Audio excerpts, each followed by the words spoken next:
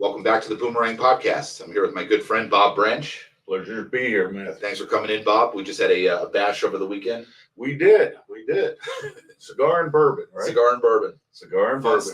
Fun Stuff. He was at my home, and I think we had a blast. I think everybody had a great time. A lot of people were there, right? A lot of people. A lot of good Christians. We had a great time.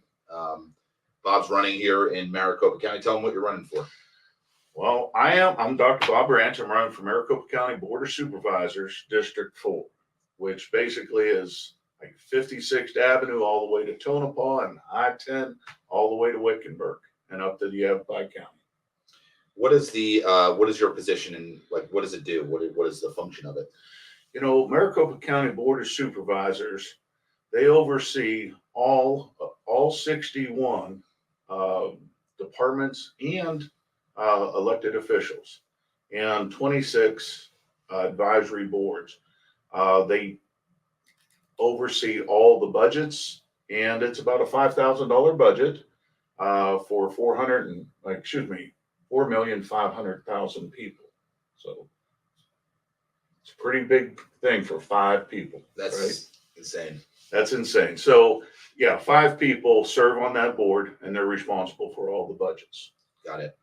What do you see happening now? I mean, I look at Maricopa County, I just see it as corrupt gets. I mean, starting with the 2022 race with Abe Hamadeh, Mark Finch, and Mark was here the other day, Carrie Lake. I mean, how do you even win elections? How do you even, right? It's all rigged. Well, I'll tell you what, let's go back to 2018. Let's do it. So 2018, I ran for superintendent of public instruction for the state of Arizona. As a no-name, but I was running against a 3-term U.S. congressman there as well, and actually kicked his tail all the way across the state, and running against an incumbent. And what ended up happening was on election day, I knew I was ahead in the polls. We had the right message. I was the only one that was even in education, right? Because I teach teachers at the doctorate level how to run large learning organizations. And I had my message. It was spread far and wide throughout this state. And on election day, we knew it was going to be a good day. All of a sudden, 11% of the polling locations were not open on time. Most of those weren't open up until 11 in the morning. And between 6 in the morning and 11 in the morning, they were telling everybody, well, just go down to another precinct and cast a provisional ballot. Well, those are called illegal ballots, and there was over 10,000 of them. On election night, I was winning. The next morning, I was losing. Kind of a pattern, right? And that's Adrian Fontes's first election as a Maricopa County recorder. Then what ended up happening, all that week, it kept flip-flopping back and forth between first and second. All next week, did the exact same thing, and on the day that they canvassed the vote, they declared me the victor. They said, Bob Branch, you won. Only to call me back about an hour and a half later and say, oh, by the way, Maricopa County put in revised numbers. You lost by 249 votes. So, when Abe Hamadeh lost by 280 votes, I went up to him and I said, well, we hadn't met before. And I said, Abe, I'm the only one in this county, in this state that feels your pain. He goes, you must be Dr. Bob Branch. And I said, I am. And he goes, you were robbed. So let's go back to the 2018 race, right? We've seen patterns, but at that time, nobody really suspected large election fraud. They just said, well, it was an anomaly. This is something that happened. Even the head of the Republican Party, Jonathan Lyons, at the time out of Yuma, I called him up and I said, what are you going to do about it? And he said, I'm not going to do anything about it. It is what it is, basically. He just stayed down on the river down there in Yuma and just said, the heck with it. Well, we've seen in the 2018 race, we lost 20% of the executive offices, and it just has kept stumbling and tumbling ever since. So yeah, Maricopa County is the hub, the epicenter of election integrity issues here in the United States. It's outrageous. And what I'm learning is that a lot of these politicians, they were taking payments from places like FTX, right? It's what people report. I've heard that Katie Hobbs allegedly was taking money from the cartels. And again, that's something that was brought up by Liz Harris, right? And again, I wouldn't put it past. Yeah. So what, I mean, what do you think you can do for Arizona? I'm an Arizonian, right? well, I appreciate what's that. what's your campaign about? And I'm getting asked this a lot. First thing is first. We have to restore election integrity in Maricopa County. I am hoping that the voters wise up, vote Stephen Richer out of that office of the county recorder so that they could give me somebody that I can work with. Now, as your county supervisor, on day of election, we have full oversight of day of election. But we want to get rid of the machines. We want to get rid of the printers. We want to bring back precinct level voting. We want to know at the end of the day who won. That's what we want. Eventually, I would like to get rid of early voting. There's no reason we should have a month-long voting. Right. Now, we do need absentee ballots. I mean, we have this large military state. We need absentee ballots, and many of our citizens here are infirmed and they need an absentee ballot. But we should have day of election, and that's what we should have. I remember when I was a kid, everybody used to dress up and go vote. Right. Now it's like, well, I voted a month ago. Right. And I forgot even who I voted for. That's I hear that, and quite frankly, we need to do that. Then what we need to do once we restore this, we have to restore faith, the people in the Board of Supervisors, because right now the way it is with the Board of Supervisors, people are angry with the Board of Supervisors, and the Board of Supervisors are angry with the people. So on the dais down at the supervisor atrium, it's a mid-century atrium. It's a beautiful building, right? Right. It's one of those round buildings Yep. downtown. Yep. Looks like a spaceship or Yes. something, right? It's that kind of design, and it's the people's house. But what the Board of Supervisors have done, much to my dismay, is they now, since February, they've removed a third of the seats, and they built a giant wall between them and the people. Then they've lined the atrium with sheriff's deputies. Now, I love sheriff's deputies, so I'm not saying anything against sheriff's deputies, but they're like theater props now. Right. Designed to make the people afraid to even talk. And I think that that's wrong. That needs to be torn down. That atrium needs to be put back where it was. It's the people's atrium. And we have to restore faith in our government, right? Because the government is us, we the people.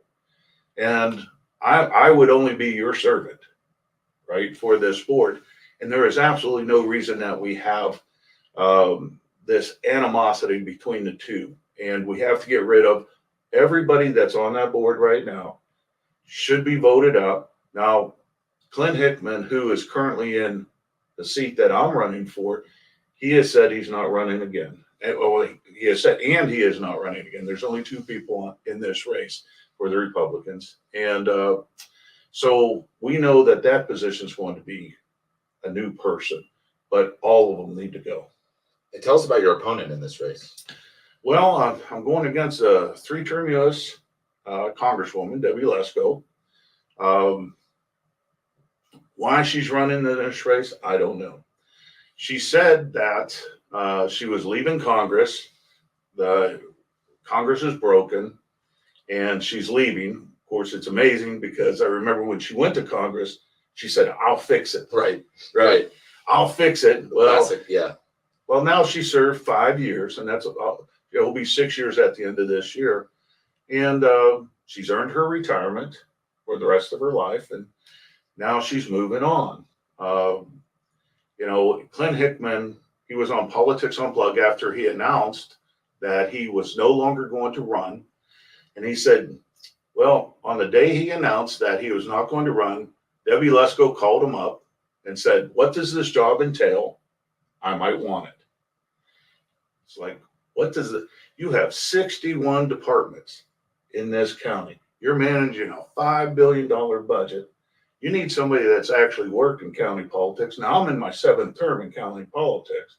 I'm the Commissioner of Park and Rec for Maricopa County's District 4, the same district that I want to represent now. I have 7 terms there. Right. And to have somebody call up and say in February, well, I don't know what this job does, but tell me about it. Yeah, I want it. I want it. I want it.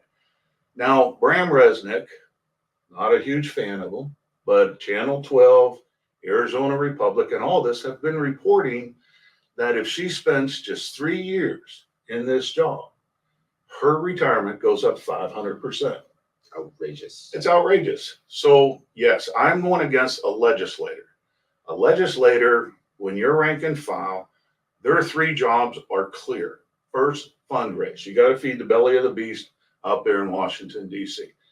Second, vote party politics or caucus politics, whichever you align with, you need to vote there.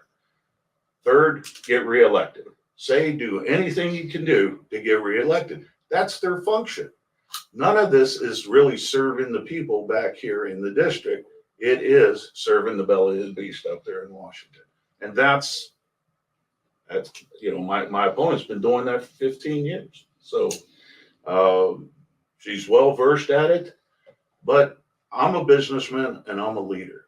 I'm somebody that, when I first took over the parks in my area, we were like 49 cents out of every dollar we needed for parks to function was generated with inside parks.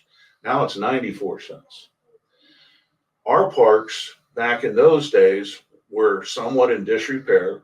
Now they're beautiful and pristine, and we've actually added to the park system. We added Hacienda River Preserve up in Wickenburg. We added 1,100 acres on Vulture Mountain to create the Vulture Mountain Regional Park System. So during my tenure, we have created Maricopa County Parks into the #1 regional park system in the United States. Wow. That is somebody that can collaborate, somebody that can provide vision, somebody that can convey that vision and inspire people to do it. And that's what you need as a leader down in county government. Not somebody that's just rake and file and used to voting party line. You remind me of Trump with the Woolman ice rink in Central Park. Well, yeah, he literally could see that ice rink, right, from his He called the office. Montreal Canadiens. Yes. He called it the hockey team. But he said, I'm going to fix it. Right. He just did it. And when Max Wilson is the predecessor of Clint Hickman on that board, he called me up and said, Bob, he goes, I want you to be my commissioner of Park and Rec. And I said, Max, what do I know about parks? And he said, well, you're a businessman, aren't you? And I said, yeah, Max, I'm a businessman.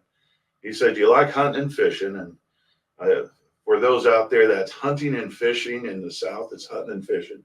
And he said, well, my God, you're a college professor. And I am. I teach leadership, business, and technology to the doctorate level. And he said, you'll figure it out. Well, I took that as if I accepted that position, I really need to roll up my sleeves and fix things, right? Well, that's back when, I don't want to say the N-word, but that's when Napolitano drained Arizona of the rainy day funds. Right. That's when we had to sell our state capitol. That's when we had to sell a couple other executive buildings just to survive. And parks were no different. There was rumors that some of the parks may have to be shut down. People may need to be laid off. And it was like, well, wait a second here. You just put me in charge of this. You're going to take my product away. Right. It'd be like, me taking your product away and you're saying, well, your business is not going to last long. Right. So, we ended up, we looked at the park passes. We looked at Lake Pleasant had a very expensive annual park pass for like $150. People with boats were the only ones buying it. The other park passes, which did not include Lake Pleasant, they were about $55, but hardly anybody were buying it because it didn't include Lake Pleasant. Right. So I got 2 park passes that people aren't buying. It's like, well, why don't we combine Lake Pleasant? So we created a $65 park pass. Right. Everybody loved it. A lot of people bought it, generated a lot of money right at the beginning. And we didn't have to go back to the taxpayer and say, hey, give us more money. Right. We actually started, and if you look now, since 94 cents is generated with inside the parks, and for every dollar that is being spent in the parks, $5 is being generated outside of the parks. Oh, wow. And so we're a cash revenue generating Right. for the county. And I don't see why other departments can't follow suit, right? That's the type of thinking we need. We need somebody that's going to turn a profit. Well, and Donald Trump is really the inspiration for me, because you need a businessman and a business leader in these positions. Legislators, This whole notion of political experience is a freaking joke. it's a joke. It's a joke. And we're seeing that firsthand with somebody like Trump or somebody like yourself. And it is, you have to get out there and understand the business leaders can actually run this stuff. Right. And Trump is the guy. Yeah. So he's the business model to it. I mean, what do you make of the Board of Supervisors? Are you familiar with tactical civics? Well, yes, but in what respect with our Board of Supervisors? Well, just in the sense of, from what I hear, and Bill, right? Bill Gates. Bill Jackson, who's Okay. introduced us. He's showing up to the Board of Supervisors meetings. I mean, these people are passing 15-minute city laws. Right. Right. They're just passing whatever, everybody raise their hand, they pat, and there's no pushback. Could we bring a jury of 12 and start bringing charges on some of these people? That's a very good question. Gina Gabriel is somebody that I think we should talk to her about that, because she's already said that she's willing to prosecute where it's needed to be prosecuted, right? I kind of have you interviewed Gina? I have not. Very smart individual, very smart lady. She's running for Maricopa County Attorney General. And, she's mega Trumper. I like her. And I think that she's going to square all this away. Because I had Don Hyatt in here a week or two ago. He's running for county recorder. County recorder. Great guy. And, what was interesting about him was that it's like there's so much fraud being done in these machines that you need an IT guy. You have to be the county recorder, you have to be an IT person. That's right. Like, I couldn't be the county recorder. I have no idea with IT, right? I would be the last person you'd want in that position. But a guy like Don, and my concern is that, okay, we still have these machines. Right. How are we going to get somebody like you in office? How are we going to get Don in office? You're never going to get anybody in office with these machines. Well, and I'll tell you what, that was kind of like Abe Hamadeh's sales pitch to me. Right. He was saying, well, how can we have elections if our election system is corrupt? We have to get people in there to do this. It was funny when I met, not the first time I met Don, but after we actually had an opportunity to sit down and talk, him and I share a lot of similar background. My bachelor's degree is in computer technology. My master's in information systems engineering. My doctor is in leadership and management, but focuses on information systems. I may have a Southern accent and all that and wear gator boots, but I've been described as a techie with a personality, right? So I get along with Don really well, and Don understands the machines, how the machines works, like in the printers, the diffusers, everything. But he's in agreement with me. We don't need more machines. We need less machines. Right. He says he would like to be the county recorder that ushers out the machines instead of bringing in more machines. Now, when the 2020 election happened, because over at Grand Canyon University, one of the topics that I taught at the time for their STEM program for their undergraduate was black hat, white hat, and gray hat hacking. Now, Clint knew my background. Of course, he's put me on as the commissioner of Park and Rec now 6 times. Now I'm in my 7th term. Max put me on the first term. And he called me up a few days after the election. He said, Bob, how could these machines have been hacked? If they're not, they're all hardwired, how could they have been hacked? So we went through how they can be hacked. And it does, It doesn't take my knowledge to figure out how to easily hack these things. But I said, you have other problems too. You mailed out ballots to everybody. Ballot harvesting was rampant, right? So even if you chase down how the machines did it, you have other things that are broken in this state. Chris Jersey's story of Red Belly Road. And when we, so, but I also told him, I said, let's look at this from 1,000 feet. Right. We have a First Amendment right, freedom of speech. We all know that. But many people don't know that in the First Amendment, it says you have the right to peacefully assemble. In 2020, I look at, because people, you know, and like the Washington Post and stuff, do you really believe elections were stolen in 2020? Absolutely. And here's where I look at it. I don't even get down to the machine level. My rights to peacefully assemble were taken away from me. COVID lockdown. Were we allowed to meet in masses? No. Totally illegal. Totally illegal. And that was against the United States Constitution, my Bill of Rights. The government infringed. Those elections should never even happen, in my opinion. Right. It's like, okay, well, this is a rare thing that happened. Let's not get crazy. And we're all sitting in there, and I don't know. I heard some statistic that the negative against Trump in the media was like 98 to 2, right? 2% was positive, 98 was negative. People were sitting at home, locked down, listening to how, well, President Trump wants to inject you with bleach. Right. That's just That's absurd. That's absurd. It's absurd. He was drawing an analogy of, boy, there could be something that we could put into us, right? And that was the analogy. But those elections never should have happened. But since they did happen, I think Mike Pence was very unconstitutional by certifying that election. I don't know what your thoughts are, but Mike Pence shouldn't have certified that election, because the United States Constitution says that the legislators in the states run the elections. But what you did, you had courts ordering ballots to be sent. So the courts were not supposed to be in charge of the elections. And there was many of those out there, that court cases out there that had yet been adjudicated. Right. So he never should have certified that election that day. You know, I'm in agreement with Trump on that. 2020 was outrageous. It was. It was. We have to get in here in Maricopa County. Folks, it's binary. You got two people. You got the businessman leader, myself, or you have a legislator that has no experience governing. And it's funny when you said that about,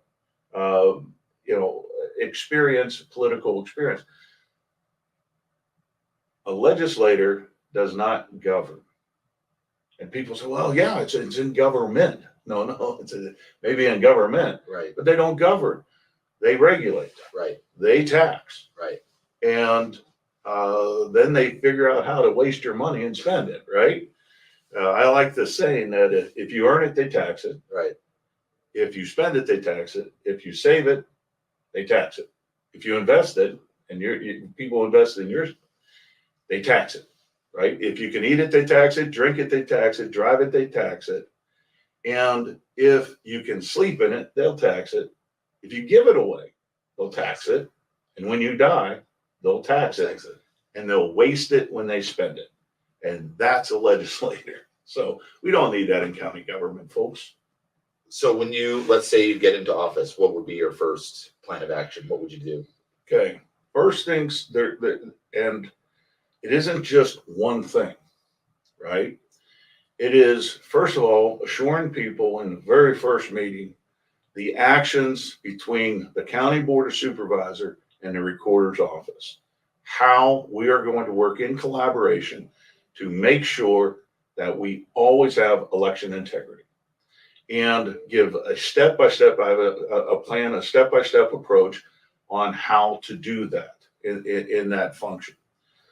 Second thing that has to happen simultaneously is appointing 26 individuals to the 26 various citizen boards, advisory boards, and making sure that we have the right people on those boards. Now, Max Wilson's seen something in me because I've assumed leadership roles in everything I did. And at that time, I was district chairman for LD 13 for the Republican Party. Tom Morrissey in 2013 declared me as the most outstanding legislative district chairman in the state of Arizona. And Max seen something there that I didn't see as far as parks go, the figuring it out part, right? So I got to appoint 26 people. Now, fortunately, after the July's election, after the July's election, there's a Democrat running, but really stands no chance in our district. Our area is very conservative.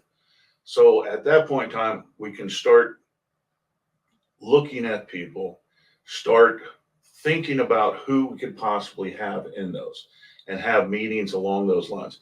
Of course, until you're elected in December, you can't offer any jobs or anything like that. Right. But we have to get the right people in those citizen boards.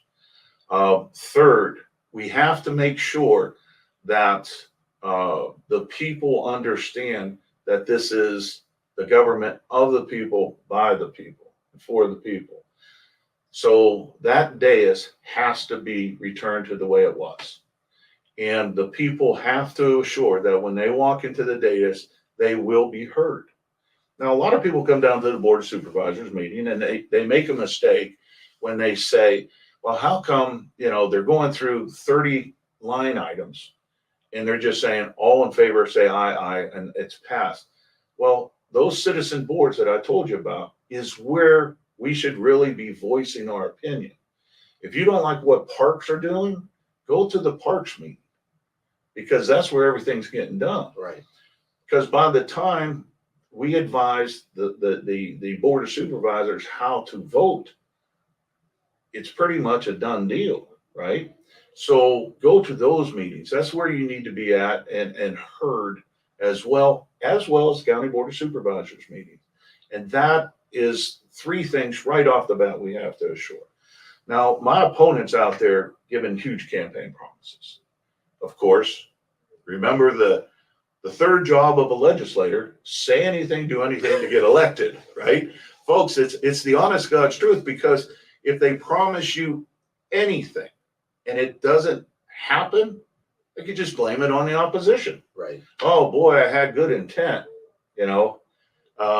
but the reality is you can't really do that in this job.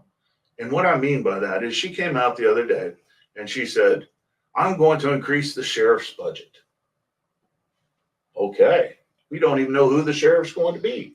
It could be a Democrat. Right. They could be bringing in a woke agenda for all we know, but Right. hell, she's going to give them more money. It's just like, that's a legislator, right? Me, I've literally talked to every campaign, and they've talked to me as if I've already won. And they said, Bob, we need more money. And I said to them, very first thing, bring back the posse. That was over 100,000 volunteer hours. Figure at $34 an hour, that's $3.4 million that sheriff's department can say. Bring back the posse. Number two, be the leader that people want to work for. No one had a problem. Sheriff Joe or Powell never had a problem recruiting. Everybody wanted to work for America's toughest sheriff, right? Now, and by the way, he's endorsed me in this race. Awesome. I like Sheriff. But yes, Sheriff Joe or Powell. But Paul Penzone could not recruit. And the reason why he couldn't recruit, he got rid of the posse. Now that meant that the sheriff's deputy had to pick up some of the mundane task of citizen patrolling and stuff like this. And so a lot of people left.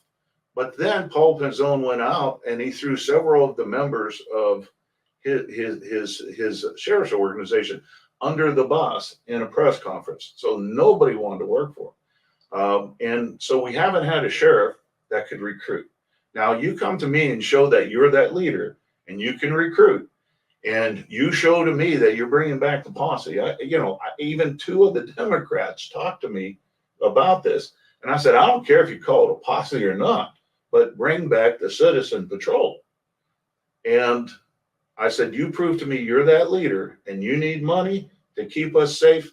Absolutely. I'll make sure, because we'll have great economic development. But there's also 60 other departments there, right, that are also going to want money as well. So we can't just arbitrarily just say, well, I'm going to give money. It's a foolish thing. Right. And that's something the legislator does. I'm not doing it. It will be rational decision making all the way. Beautiful. So that's what I'm looking at. So my friends go down to the Board of Supervisors meetings every Wednesday. Mm-hmm. Matter of fact, I think the structure that they put up there to prevent people from, kind of having the interactions, probably because of them, right? Because they're putting pressure on. I don't disagree. And, how do we, what's the solution there? I mean, do they, or people under you, would people be heard? Would they be able to interact with the Board of Supervisors? That's a guarantee. And here I was at the meeting where in February, where, a group wanted to be heard, and we were at citizens giving their only 2 minutes, right? But they're given 2 minutes to speak.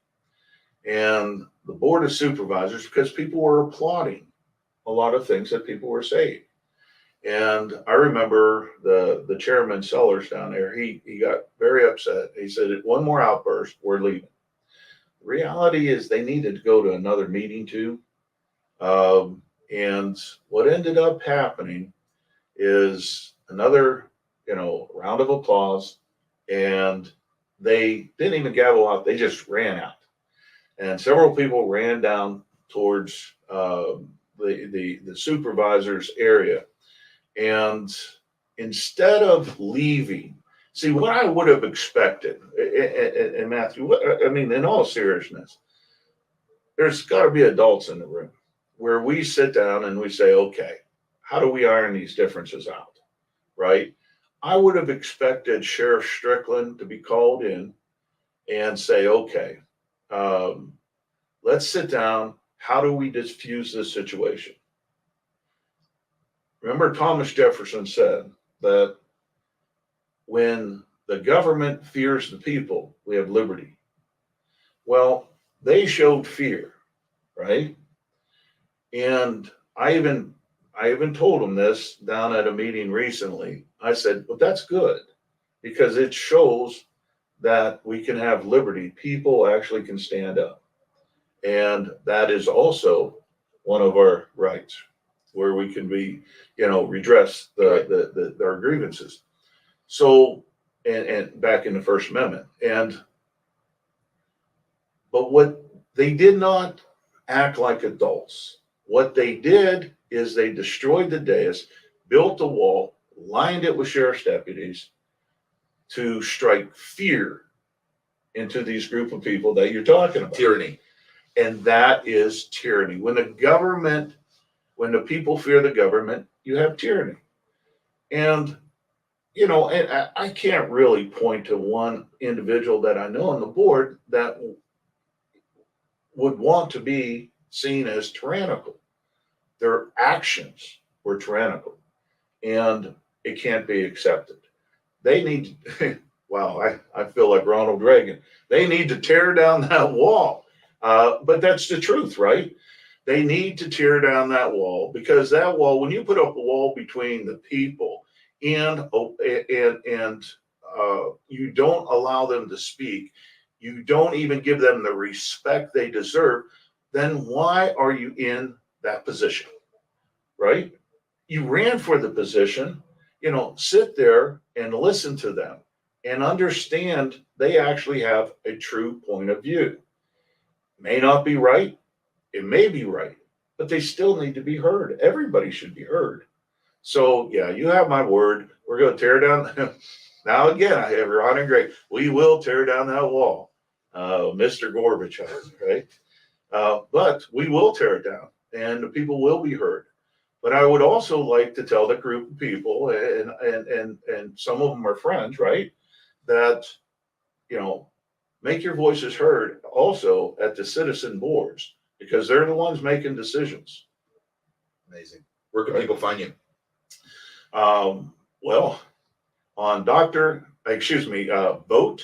the number 4 branch.com. That's votefourbranch.com. Now understand this though, my opponent can sit in Washington, D.C., pick up a phone, call up mega donors, call up lobbyists, special interest groups, and get more money in an hour than I can in this entire campaign. But we have the right message. We have the right person. And it is just down to the two of us.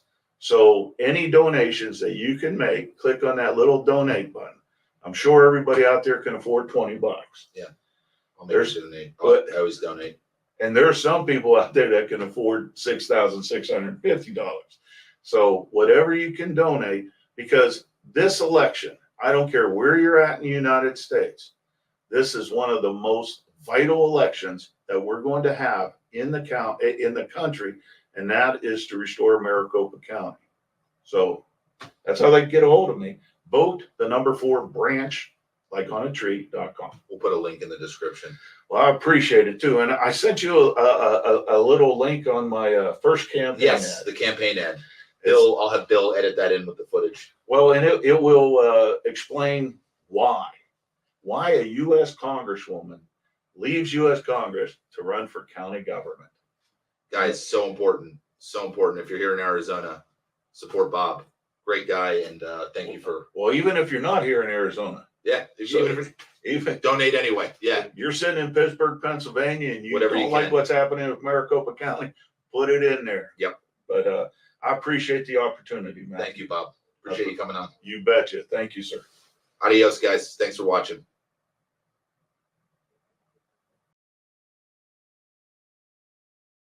I'm Dr. Bob Branch, and I've approved this message.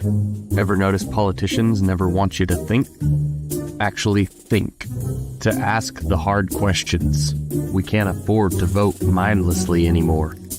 So you're telling me a United States Congresswoman is retiring from Congress, then stepping down to a county office position? Don't you think we should ask why? Debbie Lesko reached out to me after I made the announcement, and she called me and said, what does the job entail?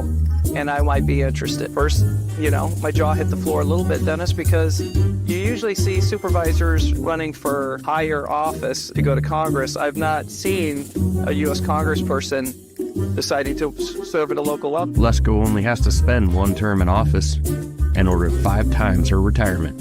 Just look at the motives and you'll soon find that it's all about the money and not about the people.